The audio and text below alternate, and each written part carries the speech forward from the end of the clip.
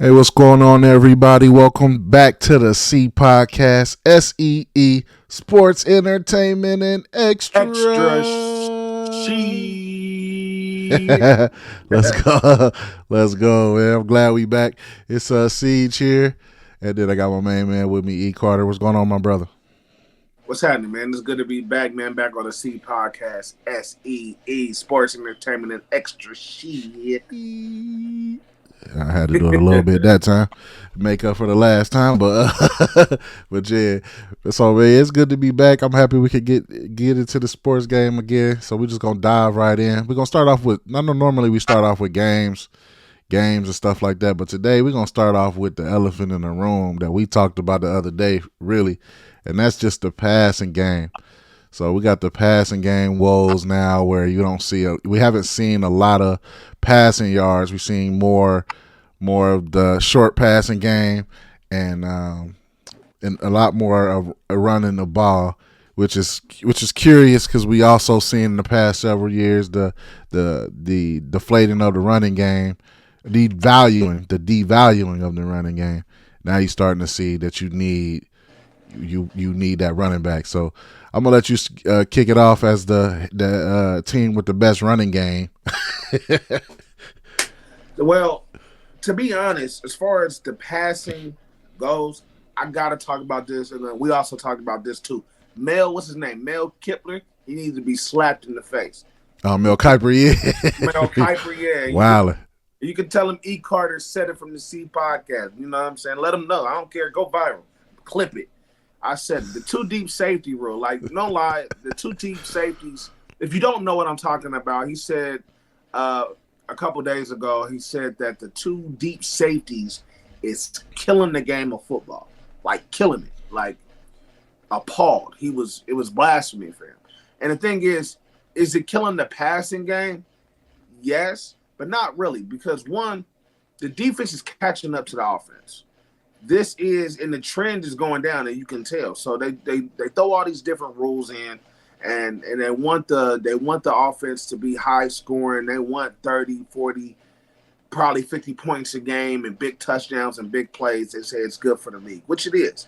But us real avid football fans, we don't have a problem with low scoring games. We don't have a problem with defensive games. And the defense is catching up. All the different rule changes and this, that, and the third, they're learning how to play around that. And so now it's finally catching up to where you got teams playing more coverage on the back end. The NFL teams average 21.4 points per game. This is the sixth? No, it's the fifth straight year that this average has decreased. And this is the lowest total since, I think, 2006. So with that being said, is they're throwing all these different rule changes over the years. You can't touch a receiver after 5 yards. You're getting, you know what I'm saying? You got unnecessary roughness. You got leading with the head. You got all different types of stuff. Now the defense is catching up. Now you got your two safeties. They're playing deeper on the back end, so they're giving up the shorter passes. Nobody wants to get beat over the top. So with that being said, as far as the numbers, I looked up to see the highest passing numbers for right now. Mm-hmm. Dak is leading the league in right now. Nobody has broke over 900 yards in passing. So after week 3, and I'm pretty sure, well, today's Tuesday, so last night's game should be in there too. Dak has 851 yards. That leads the league. Right. So that's leading the league right there. Also, in that top 10 list, you also got people like Geno Smith, who's not known as a passer, like a great downfield threat. And you also got Gardner Minshew that's in there that's not also known as a big arm. And the crazy thing is, some of the names that you do recognize, put it like this: Patrick Mahomes is not even in the top 10 in passing. Right. And then even if you even double down on that and look at the passing touchdowns, because now you got more teams that actually throw in the red zone than they run in the red zone. Sam Darnold has 8 touchdowns. He leads the league with 8 touchdowns. Josh Allen is right behind him with 7. So I mean, I think it's a great trend to have because the defense is finally catching up. The defensive schemes are catching up. You got your Josh Allen's, your Patrick Mahomes, your Justin Herberts, and your even Aaron Rodgers, your Joe Burrows. You got people that like to take the top off, that got good receiving cores, that got good arms, big arms. Nobody likes to get beat deep. As a defensive player, as a defensive mind, you tell that to your team, you tell that to your DBs all the time. Don't get beat deep. Don't let nobody behind you. So now with the receivers coming up and these different type of quarterbacks, now you playing, like I said, more coverage, less man to man. Even in the blitzes, you're doing more zone blitzes than in the recent years. So I think over the course of the season, teams are going to take more shots. So I think these passing numbers are going to increase as the season. I don't think this is going to be the standard, but at the same time, if it is, I don't think it's a bad thing for the league. The only thing that can come from it is they're going to bring another rule change in.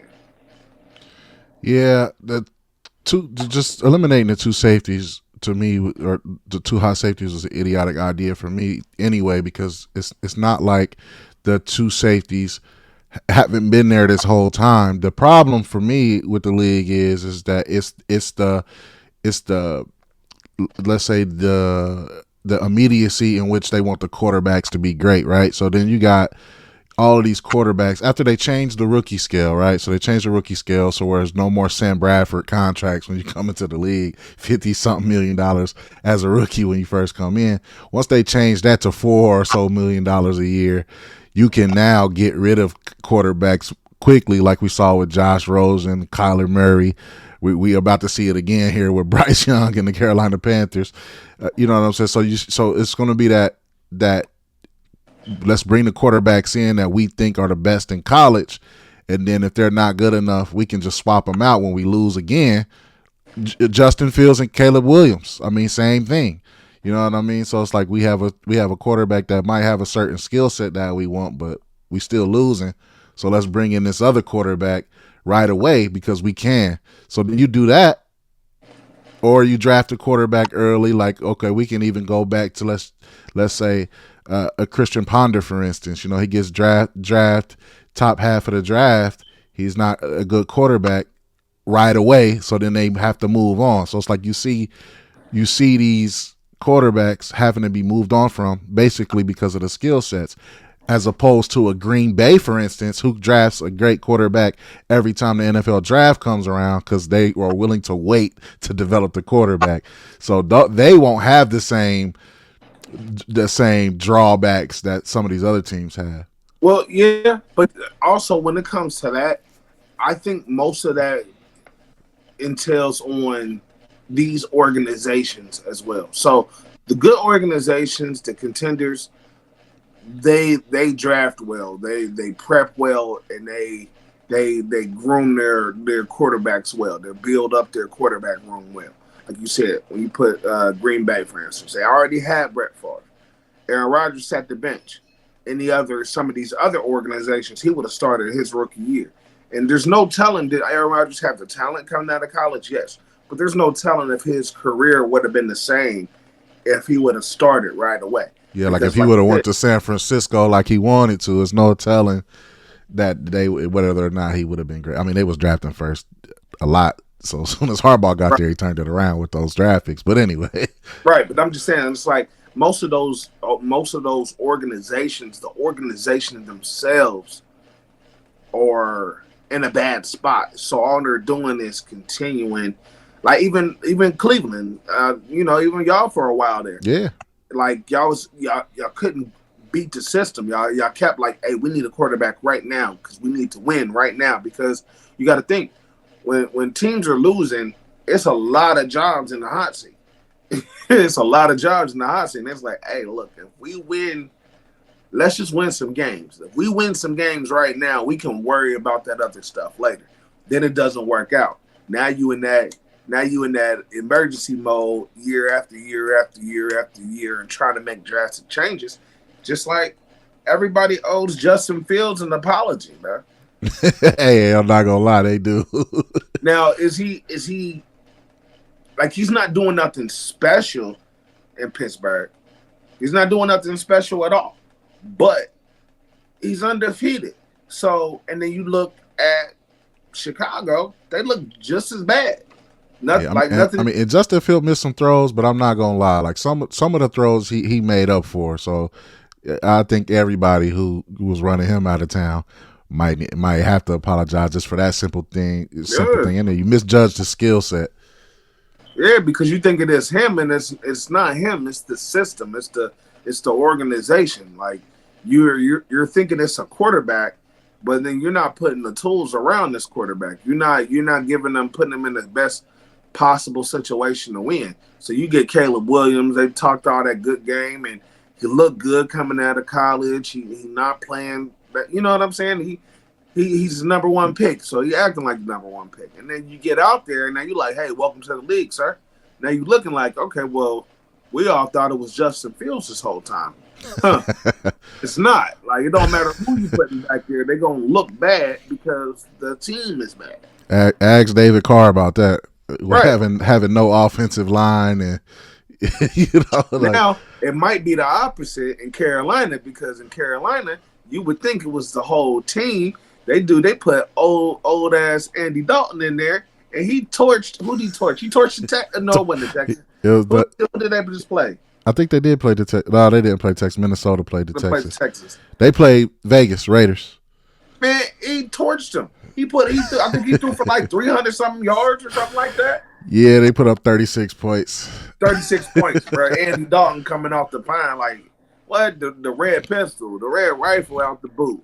So, I mean, I don't know. Like, I feel where you're coming from as far as some of these organizations just throwing quarterbacks out there. So you got to give them time to develop. So I do think that's a part of the reason why the numbers are low. But then you still got some of these vets, too. And then you also got to think about a lot of these guys nobody plays in preseason anymore.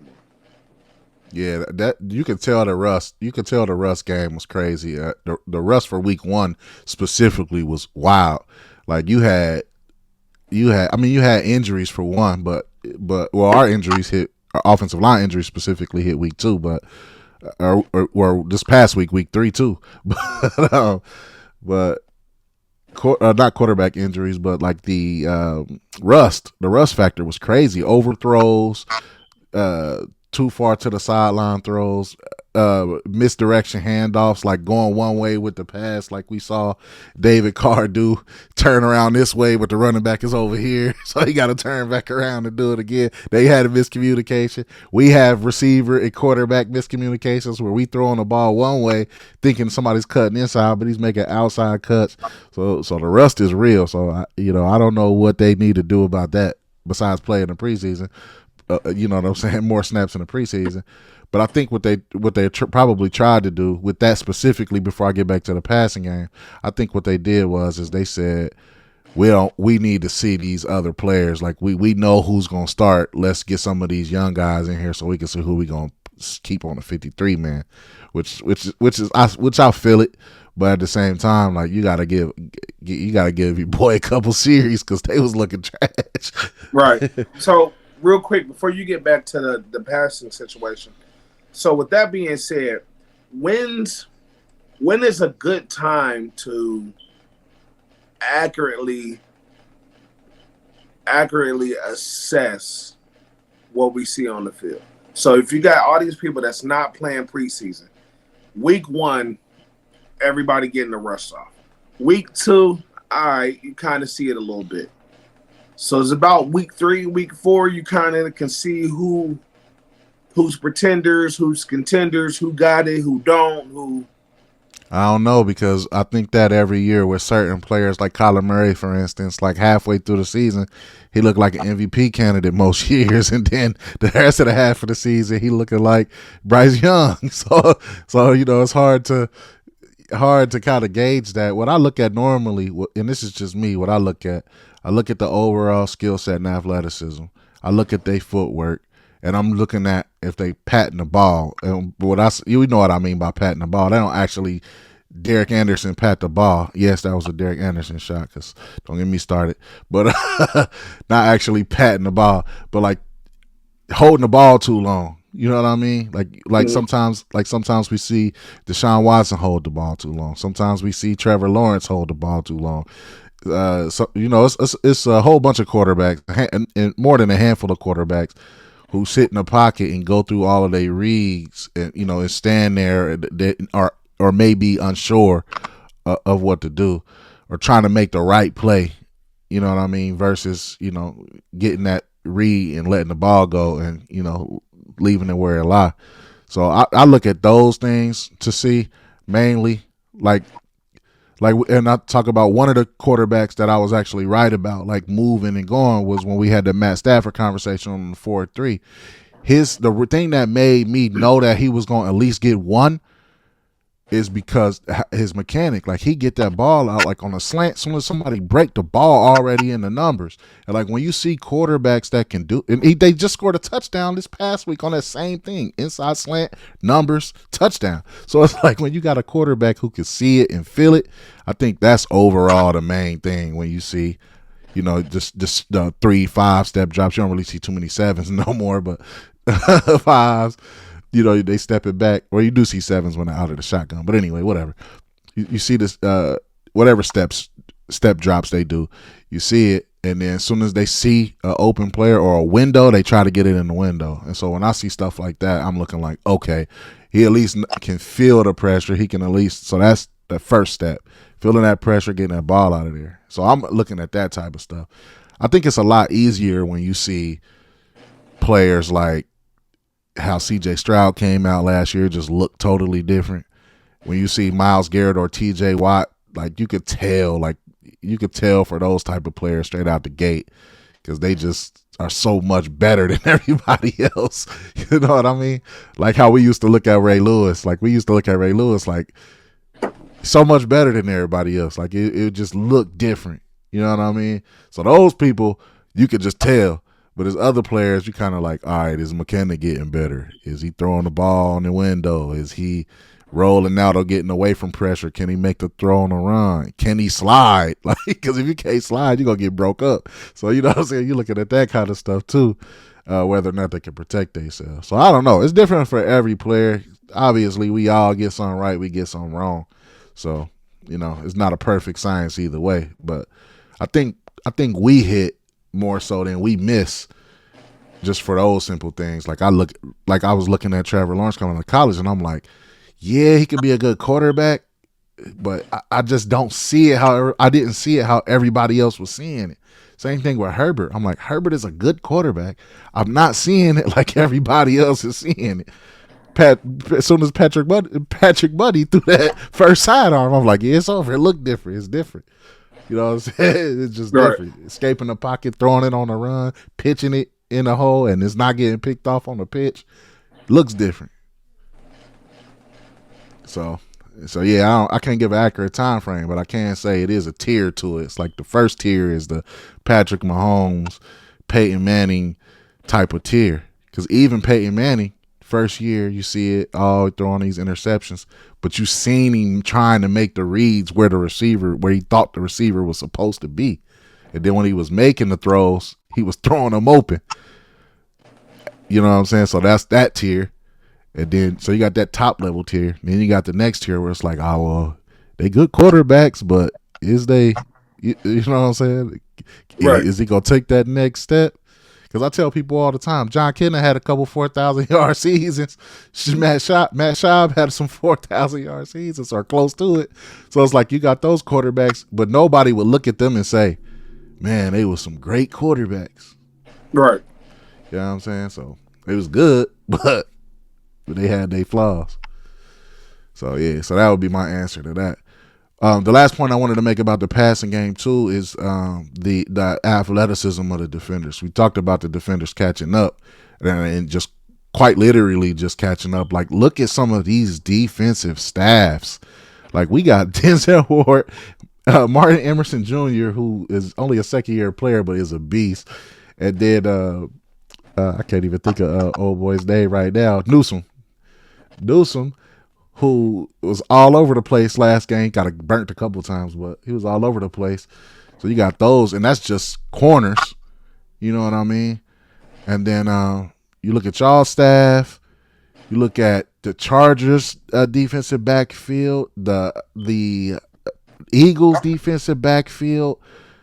It's just too many who are 3 and 4 corner. We never seen so many teams with 3 or 4 cornerbacks deep before you even talk about the safety. So I think the talent level is just raised too. And I don't think it's like that on the other side of the ball. Like you got a few teams who have great receiving cores, but they might not have the Patrick Mahomes quarterback play. Might be a couple tiers lower than Patrick Mahomes, but you got a great receiving core. But the other side, you playing 5 and 6 games with a slot corner could easily be a second corner on any other team. You know what I mean? Yeah. So I'm looking at it like that. Like Mel Kiper's point, I get it. I get what he's saying, but you can't take 40 years of having double safeties and then blame it on the safeties. Like the numbers were going up before with the safety still in the game. So you can't say Tampa 2, for instance, you can't say Tampa 2 ruined the game 23 years or 22 years ago. Like that makes no sense. Right. Because the numbers were going up. But like you said, it's all about the evolution of the quarterback too. When you're getting young quarterbacks and just throwing them into the NFL and saying, "Hey, you're our guy and you need to start." It's like, oh, okay. NFL defense is a whole lot different than college defense. College, if you're the best player, it's going to show week in and week out. In the NFL, they're all professionals. We all went through the combine. We all got, you know what I'm saying? So it's a little bit different. In college, hey, a lot of them guys don't make it to the professional level. Everybody don't make it. When you're the best person on the college field, it's going to show week in and week out. It's kind of, you can kind of get lost in the sauce in the professional game. You know, these are all professional athletes. So it's a little bit different, and just the defensive mindset and schemes are also different. So you got to think, like back in the day, a lot of man blitzes was an effect when you could bully the wide receivers. Then they say, hey, no, you got to get your hands off of them. All right, cool. So then the defense took a drought because it's like, man, how are we gonna play? How can we play tough and play physical when we can't touch it? Now it's like, okay, now it's more technique. Now it's more speed. Now it's more intuition. You know what I'm saying? Now, which I don't think that they thought about that when they changed the 5-yard chuck rule. Like I don't think they thought about that. They was really forcing players to get footwork correct. Because in the zone coverage, just coming from corner play, actually playing a little bit of corner, like when you get your hands on somebody and you force them off their route, they pretty much done. If you got any pressure, that side of the field is chopped. Like they can't do nothing. Zone, I could be bailing. My zone could really be in the flats, right? Really be in the flats. I could really be supposed to be going to the flats, but I'm gonna take a step backwards and look at the quarterback until he see the running back coming across the flat, and then I know I'm like, he about to throw it. So as soon as he throw it, I'm taking off to the flat. So it's like my technique and intuition, like you said, instinct has to be on point. And when you got corners, we got 4 corners deep. Where can you throw the ball with 4 great corners on the field? Like you just, right. It's gonna be hard. Yeah. So a lot of that, like you said, a lot of that underneath stuff is going to be there. The running game now you have to add the running game because you have the 2 deep safeties. You have teams that's playing more coverage because you got these quarterbacks now that as soon as they see man-to-man, one-on-one, cover 0, cover 1, they have the receivers to where they can take that. They're at least going to take the shot. They might not complete them a lot, but they're going to take the shot. Matter of fact, you seen that with the rookie Justin with Jaden Daniels last night to win the game, to seal the game up. Seeing the single coverage. He had a game on him yesterday. Blitz coming. It looked like he heaved it. I ain't even gonna hold you. He said he down there somewhere. But at the same time, he's seen that man-to-man coverage, and he got beat. He got beat a couple times during the game, and it's like most of these quarterbacks they're looking for it because it's like, man, I didn't see coverage. Oh no, is that man-to-man? Oh, that's man-to-man. We're being top. We're going up top. Very trick. I don't care. I'm going it. It's like, so when you see it like that, it's like, okay. Now, like I said, most of these defensive minds is like, hey, we're playing cover 3. We're playing cover 6. All right, we're going to blitz, but we're going to do a zone blitz. Like, we got to have at least one safety back. We got to have our men back because we got the Jamar Chases, the Justin Jeffersons, Devontae Adams, the old boy from Detroit. Amon-Ra St. Brown. Yeah, I was gonna butcher his name. I'm not even gonna hold you. He a beast, but yeah, he a beast. But you know what I'm saying? You got those type of players. You got the Rashid Rice that's on the scene now. Man, you got them type of players that can take. And you got Worthy, the rookie Worthy. Who's 4.2? 4.2. So it's like you got these receivers that can take the top off the defense. And Tyreek Hills. So when you got speedy receivers like that, it's like, no, we can't go uptight, in your face, man-to-man defense because if I let this man get a half a step, I'm done. Right. So it's like I gotta play back. I gotta have somebody over the top. I gotta have that over the top help. And like you said, you got defenses playing more coverage these days. Which me personally, I love it as a defensive player, the defensive mindset. I love it. Don't get me wrong, I like touchdowns too. But I think that makes the quarterbacks that much more better. Back in the Tom Brady and Peyton Manning era, they had to create these big plays. They had to, the receivers was catching people during double coverage. Like it wasn't easy. And I think the one bad thing about the game is the fact that they're trying to develop these rules to make the game easier. The game is not meant to be easy. Yeah, at all. And one last point to add on to what you're saying about the Peyton Mannings and Tom Brady's, it's like you have to have, if you have that quarterback like Peyton Manning, like if every quarterback in the league had that type of cachet to where they can move the line and tell people where to be, like we heard Jalen Hurts a few weeks ago talking about how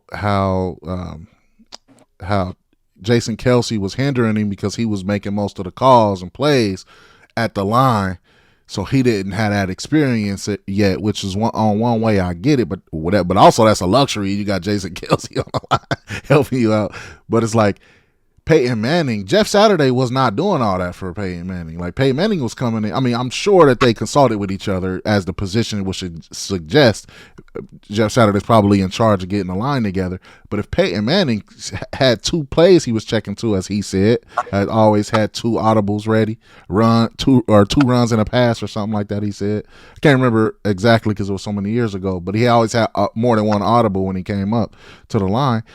He could change it because he could see it. You know what I mean? Whereas you got Bryce Young coming up there, set hut, and he just out there. I don't know what I'm doing. I don't know what to do. I'm calling the play that you gave me.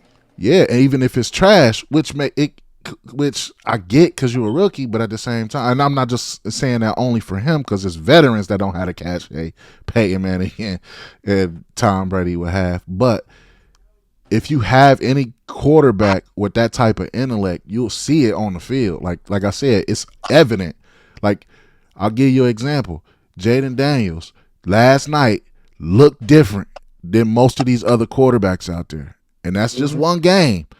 But if he has a career where he has 80% of how he looked last night, I don't know what these other quarterbacks ain't gonna stand a chance. It's the same thing with Ciege Stroud. You kind of see a little bit of a sophomore slump in terms of the offensive performances, but you still can see that he's seeing the field and trying to get it to where it go. Now, once he reaches that next level, they still young, but once they get to that 4th and 5th year, if you don't see that growth, that graduation, or you can't, Mel Kiper can't sit there and say, oh, well, it's because of the 2 high safeties. That makes no sense. It could be a coaching situation. It could be like for us, for instance, we had a new coach every year. How can you get any consistency with a new coach every year or every 2 years? You know what I mean? You got a new staff coming in. You fire the GM. All right, fire the GM. GM, fire the coach. Coach, kick the quarterback out. Shift all the players that they don't like away. Draft all these other players. You know what I'm saying? It don't make no sense. And then I said one that was supposed to be the last point, but actually here's the last point too.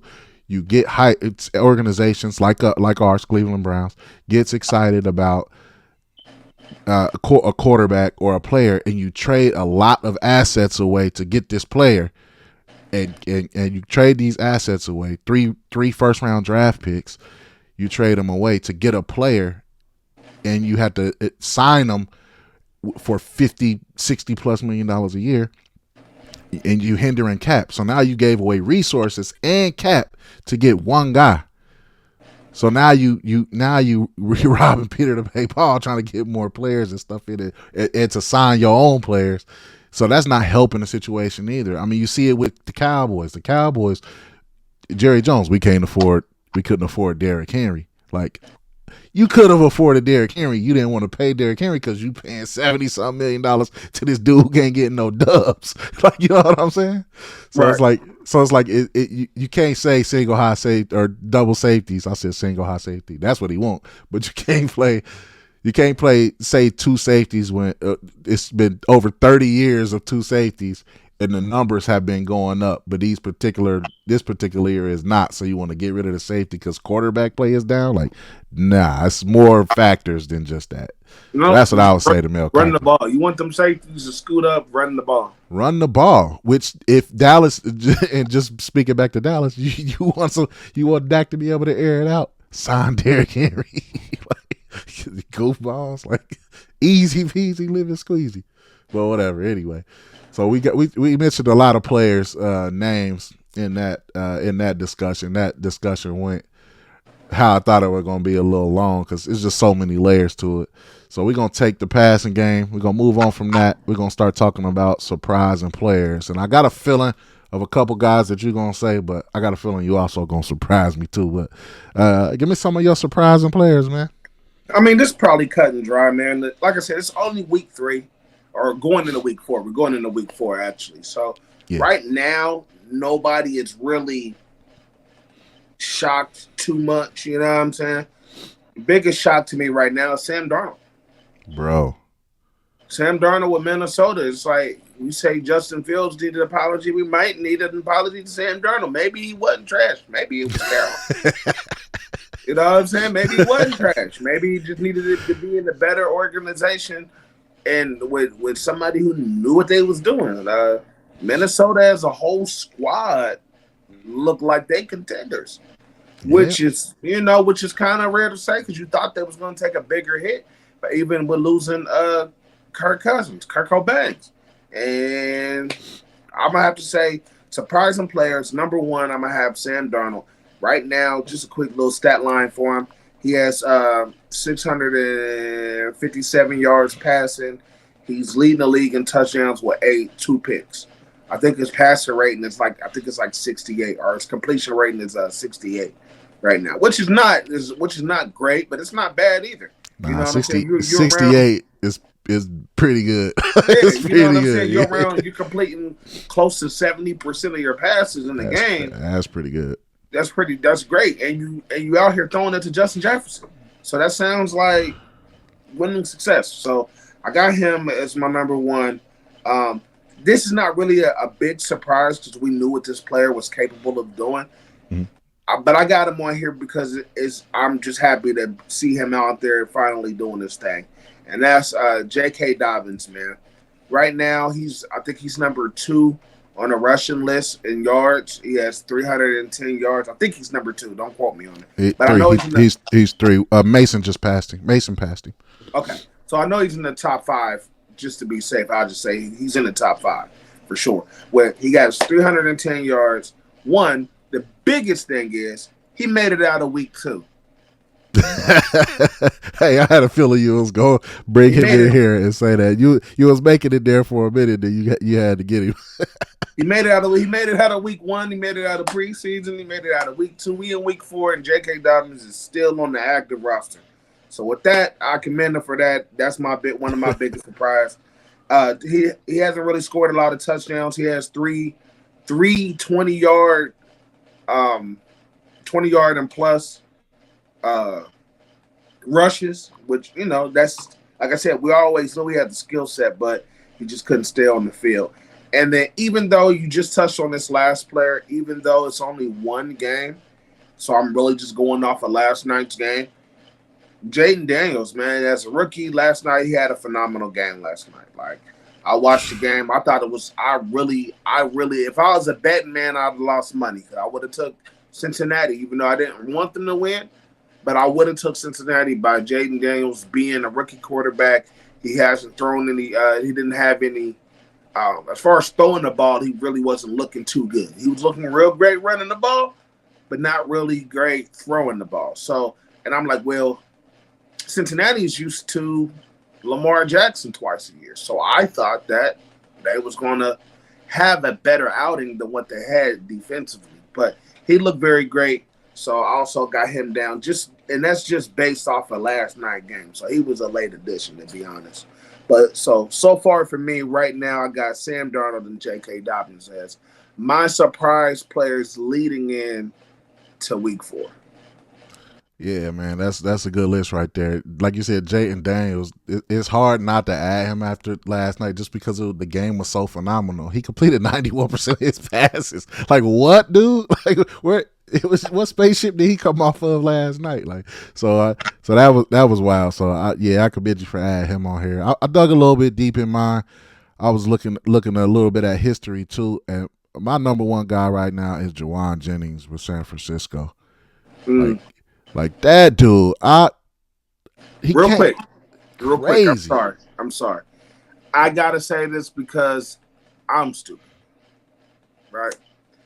I just picked him up on my fantasy because I had Debo. I seen he got hurt. I'm like, ooh, who's next? Juwan Jennings was on the waiver wire. Boom, I picked him up. And I looked at the rest of my receivers. I'm like, everybody else should have a big game. Let me sit him on the bench. He ended up having 46 fantasy points from my bench. Yeah, he made you sick. I won my game, but I would have won it in basically big fashion if I would have started him. Yeah, man. But I just even though they lost to the Rams, man, the loss doesn't speak to how so far he been playing. He had, I think, he didn't even have 300 yards total last season. He didn't even have 300 yards total last season. He had 200 and let me see. Let me. I had this pulled up and then I was looking at something else. You have to be rolling when you see this, bro. I know he didn't have over 300. He had 265 yards total last season. He had only one touchdown so far this year in 3 games. He played 13 games, had 19 receptions last year. He has 3 games, 18 receptions already, 276 yards, which is already beating his whole total of last year with almost equal receptions, 3 touchdowns, and I think he's 15.3 yards a grab. What? Like, he came off the same spaceship as Jaden Daniels. And this is early, obviously, everybody. We know it's early. I'm looking dead into the camera. We're not dumb. We know it's early. Everything can happen. But I'm just saying, surprise players right now, to me, that's number one. I wanted to say Malik Neighbors at first because I'm like, he cut us up so bad. But I will say this about him. I'm not going to put him on my actual list. But I will say, he is the real deal, which we thought he was going to be, but it's kind of hard thinking about Daniel Jones because I'm just not a huge Daniel Jones fan, but just turned the ball over too much for my liking. But, obviously he's an NFL quarterback, so whatever. And then I got to say Sam Darnold too, man. like I'm thinking, okay, JJ McCarthy. They talked about how good he was looking and all of that stuff, which they didn't say the same thing about a lot of the rookie quarterbacks, but they really, really was high on JJ McCarthy. I did watch one preseason game he looked good in, but it's preseason, like we said before, it's preseason, so you don't really count that towards how well you're going to do in a regular season. But I'm thinking, like, I think he give them a better chance from the Sam Darnold that I've seen in the past. Man, JJ McCarthy go down. Sam Darnold coming in there looking like Matt Stafford, like he just changed his whole change, like he in a Matt Stafford costume. So I gotta put him up there too. I'm not really. I hear a lot of talk about Dak, and I just can't put Dak on my list. He is just not good enough. He gets the yards always every year.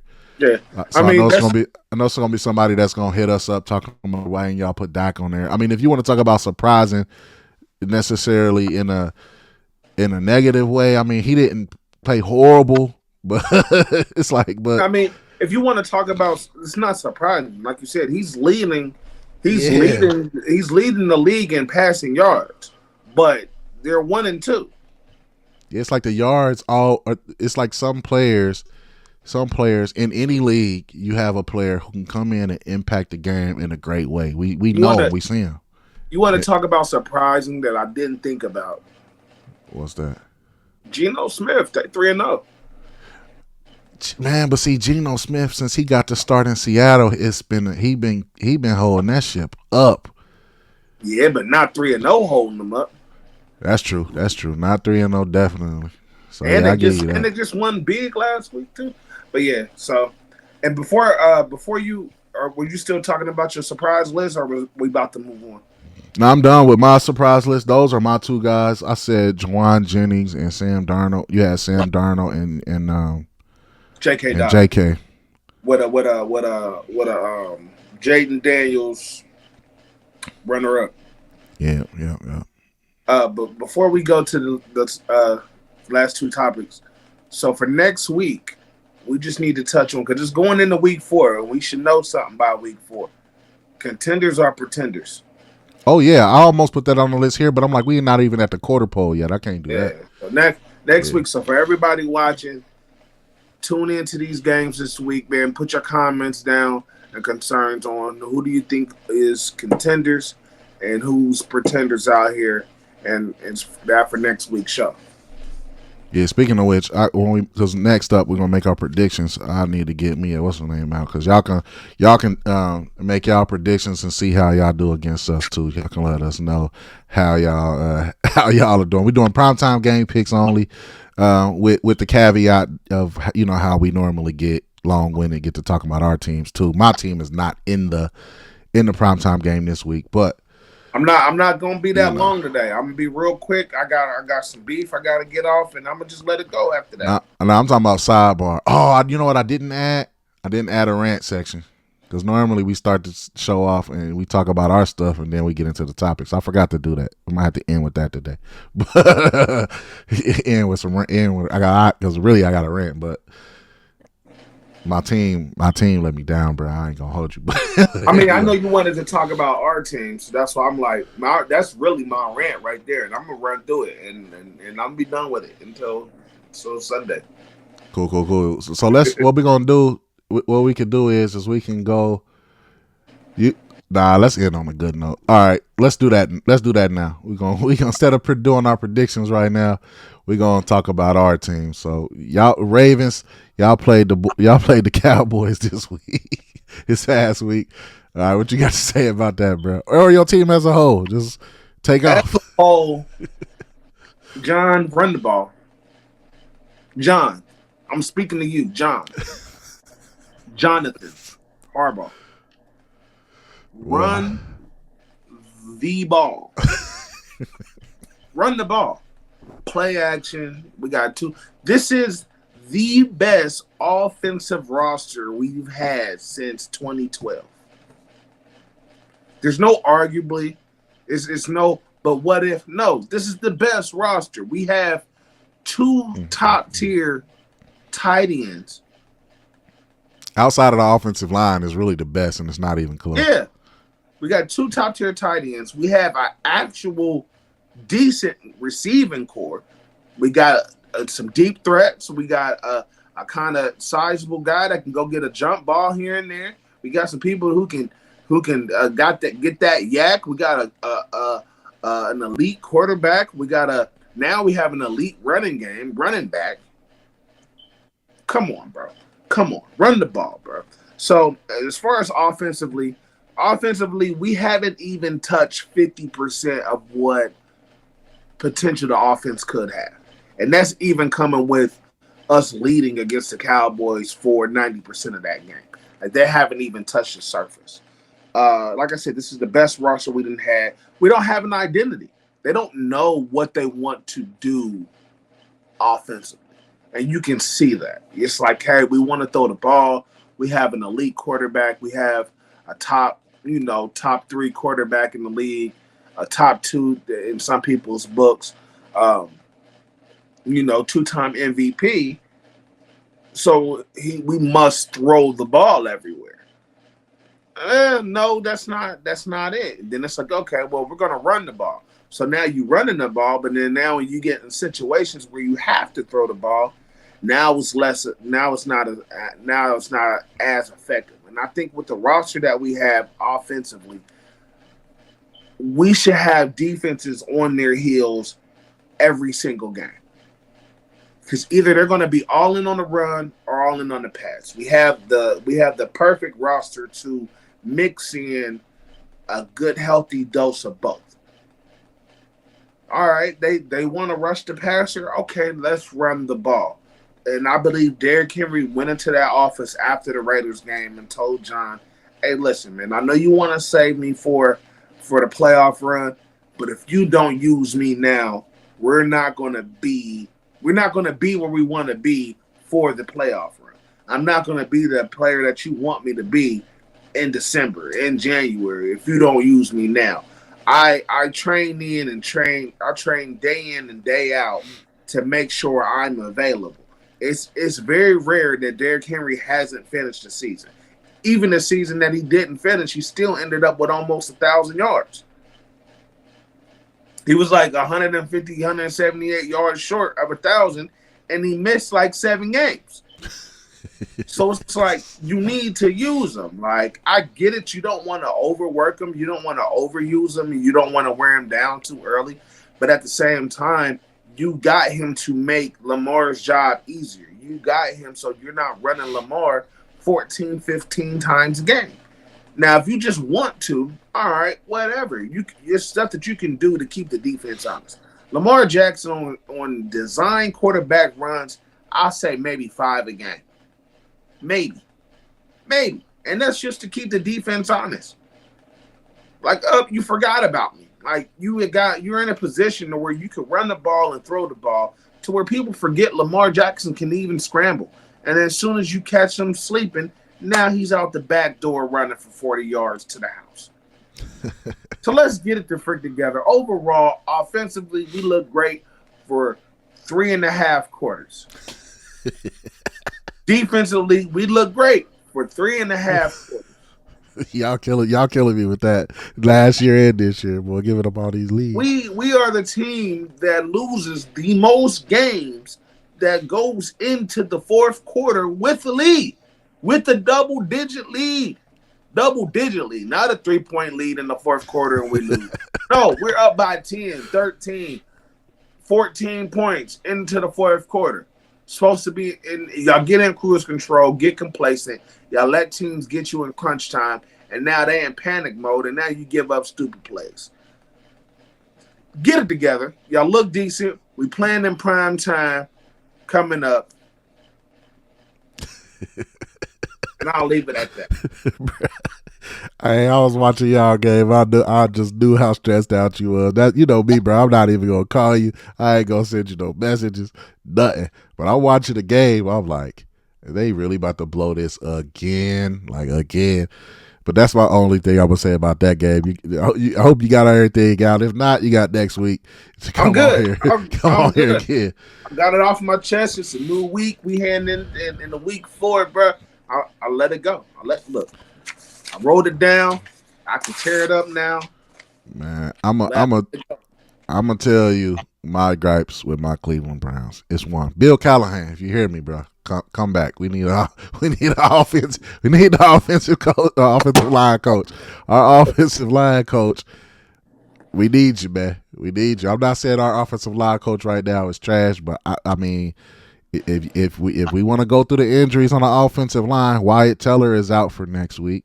We got Jack Conklin, right tackle. He's questionable. He got injured again. Thayer Mumford Jr., offensive tackle, plays the same side, injured. Cedric Wells is not on the injury report, but he got hurt, our starting left tackle. And James Hudson, the backup left tackle, got hurt. We had no offensive lineman last game, and it looked like it even when they was in the game. We couldn't block nothing. 8 sacks. Like, what are we doing? Like, man, listen, bro. I ain't seen that many sacks in a grocery store. Like, come on, man. Like, y'all need to come on with this blocking.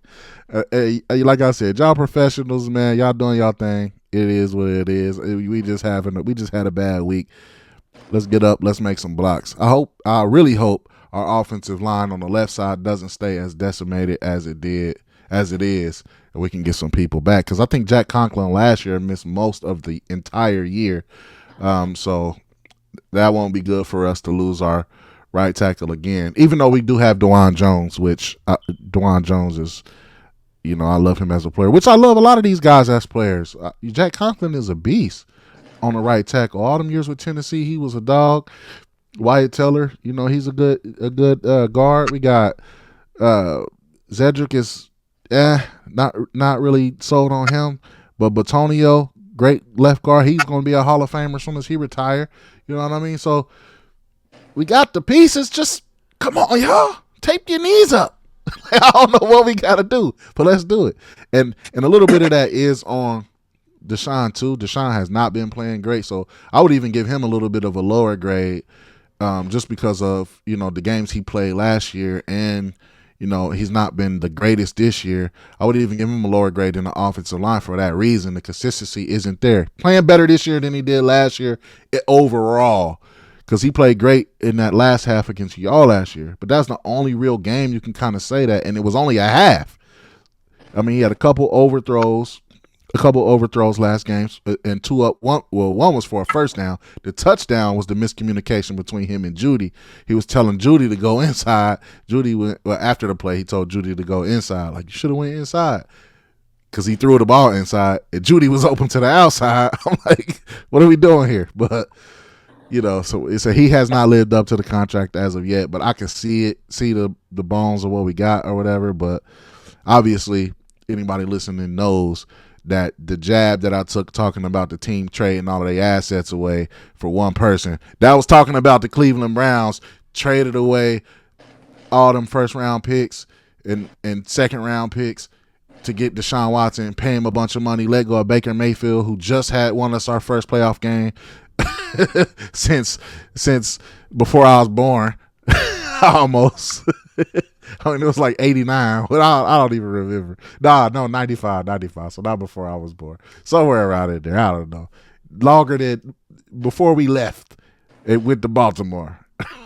So it's like, come on, bro. What are we doing here? Like, let's build it. Let's build it. Let's get it going. Tape your knees up. Tape your ankles up. I know it's not that simple, people. Don't be in the inbox talking about y'all talking about tape knees up like that's all they got to do.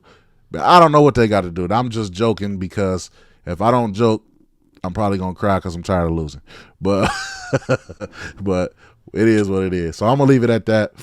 And then we can start going from the knee and therapy part of the show to talking about these games. So the first primetime game we got is a division matchup, Cowboys, Giants. And this is the Thursday nighter.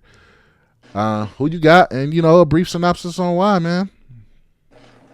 I'm going to take Dallas, man, because one, them losing bad 2 games in a row, even though the score of last week game made it look a lot better than what it was. But losing as bad as they did 2 weeks in a row, and plus I have no trust in Daniel Jones. Daniel Jones is garbaggio. So I feel like Dallas. I feel like Dallas after getting embarrassed like that 2 weeks in a row. I think they're going to come in with a point to prove, especially against a division team. I really don't think they can go three straight and especially lose one to the Giants at that. So I expect them to get the ball back rolling. That's a game that they're supposed to win. So with that being said, I'm taking Dallas.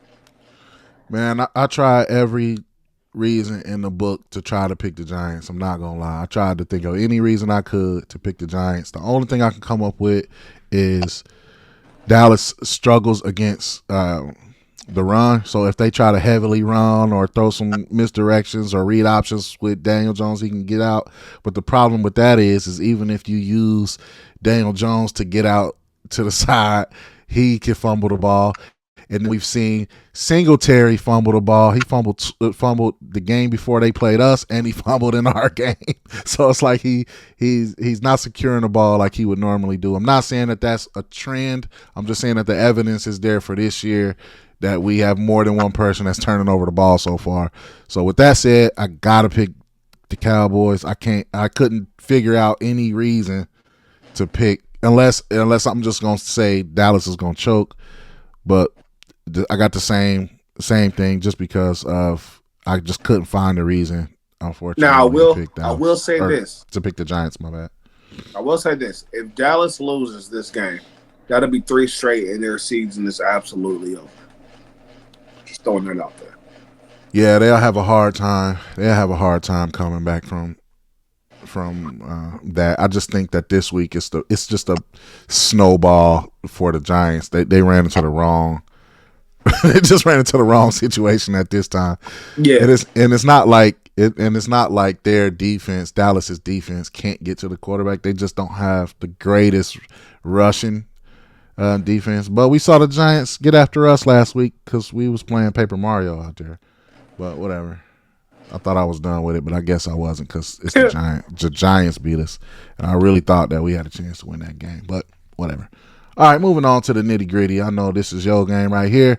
Got the Bills at the Ravens. I already know who you taking. I'm taking just for content purposes. I'm taking the Ravens, of course.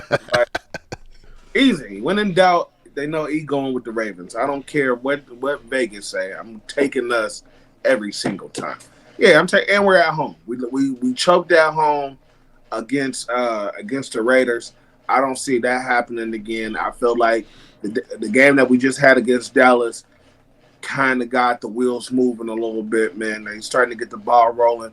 So they're starting to see what Derrick Henry can actually do. I think we're going to open up the game a little bit more. We know we got Josh Allen on the other side. So, we got to score points. Scoring points, and we can't leave the door cracked with Josh Allen on the other side. He's definitely a quarterback that takes advantage of those type of mistakes and slip ups. So I say we get it in its prime time. We always show up during prime time football. I say we got it Sunday night at home and put us at 2-2. Put us at 500. Yeah, my logic with this one was waffling a little bit because I was thinking about how y'all finally got that win where y'all was losing the lead, and then y'all was like, you know what? No, let's just get this first down and get up out of here. You know what I mean? So I was like, okay, I see now. They know that they can close off a team when the doors start to open, which is probably gonna end up being the case in this game. You're gonna probably have if y'all get a lead, you're probably gonna have to keep the lead and then shut the door because you can't leave Josh Allen. Like you said, you can't leave the door hanging open with Josh Allen. It's at y'all house too, so I give me a little bit of pause for Buffalo coming in there and winning. The only thing I will say is that this is probably the most that I've looked at Josh Allen and said, okay, now I see what everybody else seeing. Because normally for me, I see the play, I see the play. I see the past play, like where they've been to the AFC Championship, or they're playing in the divisional round to get to the AFC Championship, and they just can't get over Mahomes. So it's like, okay, you can't get over Mahomes, but it's like, is this the year where I see them? Where has he taken that full step? And this is one of those games where I think it's gonna be that. I think it's gonna be that the road lost to where I mean, but the thing is if it comes down to I gotta pick the Bills. I was about to pick y'all only because I'm like, y'all gonna slam the door on them, but now I gotta pick the Bills. That's cool, bro. Yeah, I gotta pick the Bills. So I got the Cowboys with you and the Bills. And the reason why I changed my mind here is because I'm thinking about y'all getting the lead, y'all getting the actual lead. The problem is, I think they might get the lead. I think they might start with the lead. If they shut the door on y'all, it's gonna be over. Negative, Batman. Cowboys, Bills. All right, so we're gonna see. Man, see, that's hard though, because I'm still thinking like, dang, because this basically a pick 'em. Now I gotta pick the Bills. Y'all gonna have to make y'all run after this. All right, next we got Titans and Dolphins. I'm taking Tennessee, man. I think if especially if Tua's not playing, Miami is definitely not the same team without Tua back there. So with that, with that being said, I'm gonna take Tennessee, even though Tennessee is a little shaky, but they always play Miami a little tough, especially on prime time. Like I said, without Tua, I really don't have a lot of faith in Miami. Even though they still have all those weapons, I don't even know who's throwing the ball. So with that being said, I'll take Tennessee with that one. Let's look and see who is actually throwing the ball for them, because that's a good question. I had it written down, but I had it pulled up, but I didn't have it written down. Because if Tua's not playing, that's going to be bad. The only thing about Miami, I would say, is they still have a nice defensive roster, but without Tua throwing the ball, that is rough. Titans, though, Titans had Will Levis, and he turned the ball over too much, throwing shovel passes every game, and then for the first two games, and then they have some guy named Thompson. Oh yeah, they about to lose. Tennessee has who do they put in place of Will Levis? I know it's a vet. His name. Skyler for the Miami Dolphins is Skyler Thompson. Man, that's crazy. And then, because I want to say somebody else got a shot at the end of that game, and his name is Tim Boyle. So one of them two guys. Dang, Tim Boyle. Yeah, that's about to be crazy. I'm looking up. Mason Rudolph is the guy who. Yeah, bro. Nah, I gotta go with Dolphins. I don't care who it is. Mason Rudolph is not getting you no dub. Will Levis shows up in primetime football, even though he's been doing a lot of dumb stuff. But last year when they played Miami in primetime, I think they stole that game last year. Yeah, I think they did. Yeah, and it was a defensive game. Will Levis made some key plays when they needed him to. And I'm just saying, I can't trust this Miami. I'd rather trust Will Levis than Skylar Thompson or Tim Boyle. I don't even know who them people are. I know who they are, but that to me, bro, I'm looking at just Will Levis's spiral so far, and then I'm also looking at Miami's defense. And Miami defense can put you in a good field position. You could be me out there, just hand the ball off. Like they also with that defense that you're saying and the offensive weapons that they have, they put a total of 3 points up last week. That's true. I don't have no faith in Will Levis or Mason Rudolph. So when I see Mason Rudolph on there, I'm like, yeah, nah, they ain't about to win. I'm going with the Dolphins anyway. I ain't gonna hold you. Nah, I feel it. Like I said, I get it. Yeah, I agree with you on the points though. That 3 point stat, that's crazy. But And every team has those games. I don't trust Skylar Thompson or Tim Boyle, maybe more than Will Levis, but I don't trust Will Levis at all either. Cause I don't. I agree with you. I'm just so saying. yeah, that's just rough. Like It's a rough pick. I'm probably not even gonna watch that game. I'm not even gonna hold you. That's probably gonna watch the second game to be more honest. but if Tennessee don't get this win, no, they 0-4. Well, they season done anyway. But yeah, yeah, but that's crazy. I'm just That's saying, a crazy quarterback matchup though. Like that's just nuts. looking at their last two games, even with Will Levis, they lost to the Titans. I mean, they lost to the Jets, but they scored 17 points. They lost to the Packers, but they scored 14. So even with the Dolphins game of last week, if you score 17 or 14 points and Miami can't score, the classic saying, you can't score, you can't win. Yeah, for sure. I'm gonna go with the Dolphins on that matchup. That we got to find the worst quarterback matchup than that in history. That quarterback matchup crazy. But yeah, I'm trying to sit this over here. I keep sitting this over here. People gonna be on the screen rolling. All right, but we got the last one here. So you got the Titans. I got the Dolphins on that one. That's just wow. But anyway, moving on. Seahawks at Lions. I'm gonna take the Lions at home. Yeah. I'm gonna take the Lions at home. See, even though Seattle is undefeated right now, I think the Lions are a tough team. That was my surprising team of last year. I called them making a good run last year, and I see them just adding to it. So I'll take the Lions at home. I think it's going to be a good game. I don't think it's going to be a shootout. I don't think it's going to be a blowout. But I think Seattle's going to come to play. But I'll give the Lions the nod at home. See, I think this one is one of those ones where you can say whichever quarterback plays better will probably win. Like you said, Seattle's going to play them tough. I just can't see with all of the offensive weapons that Detroit has and just the consistency that they had over the last few years.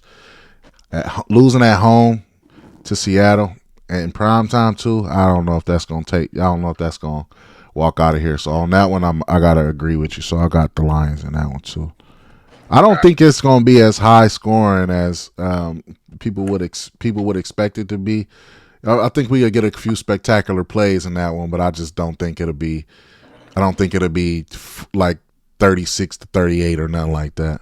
But that's just my opinion. Sometimes these games can get that way, but I don't think it'll be in my opinion. If I had to throw a number on it, I'm terrible at throwing a number on it. I'll say 21-17. Yeah, see, I was thinking more like 24-17. Probably be a score. Probably be. I'm feeling 5-point win vibes, but that's just me. I have to look at the line, and just a caveat for everybody. Normally, I pick games.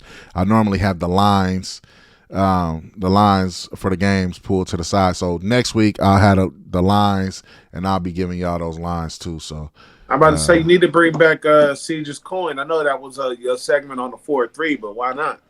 Yeah, man, I ain't gonna lie. That was the best season I had betting. I was like 82% hitting. You need to bring back Ciege's coin real quick, man. Because it's that time of the year, man. I just lost $15 last week. Yeah, I do need to get back on that. I'm gonna probably do something like that next week, just with the picks that we make, just build it back into a segment, and I'll probably do that specifically for NFL, because college maybe too, but college would be more of like the superlative betting. I can't remember what they call it, but like anytime touchdown scores, who scored first, that type of stuff. Right. So yeah, it's the little alternative bets. So yeah, man. So that's pretty much it with the show today. It went about as long as I thought it would be, maybe a little bit longer, but I'm glad to be back. Felt good to be back. You know what I'm saying? Anything you want to promote or talk about real quick? Heading out of here. No, I don't have nothing. Let's go Ravens. That's what's up. Well, as you can see at the bottom of the screen, you can get anything. Link Entertainment. So YouTube, The Link Entertainment LLC, X or Twitter at The Link ENT LLC. Facebook the same. Instagram is The Link Entertainment LLC. Y'all can like, share, subscribe, hit that notification bell so y'all can get any videos across any podcast or content that we have. We're going to start showing more clips too, as y'all saw with the Anime Maniacs podcast. Stay tuned for that. That's probably going to come back next week too, where me and my man Allegretto talk about all things anime. A couple rants on there too from time to time. So y'all can check us out on there and nerd out with us one time. And also Kurt's Custom Engraving. Check that out. That's another business that I have where I make custom things for people, like this light right here. I can show y'all. That's on my desk. I'm in my Decepticon mode today. You know what I'm saying? So y'all can check that out. Got a Decepticon light over here, and I switch out the acrylics from time to time, but I make those for myself. But obviously, I'm not selling any proprietary IPs or whatever. So you just hit me up, tell me what you want custom. I'll get it to you. Kurt's Custom Engraving at gmail.com, or you can hit me up through here too, and we can get it cracking for y'all. So yeah, man, that's all I got to say about that. Appreciate y'all listening. You know, for my boy over here, E. Carter, it's your boy Ciege. We out. Y'all stay peaceful out here, and go Browns. Let's go Ravens.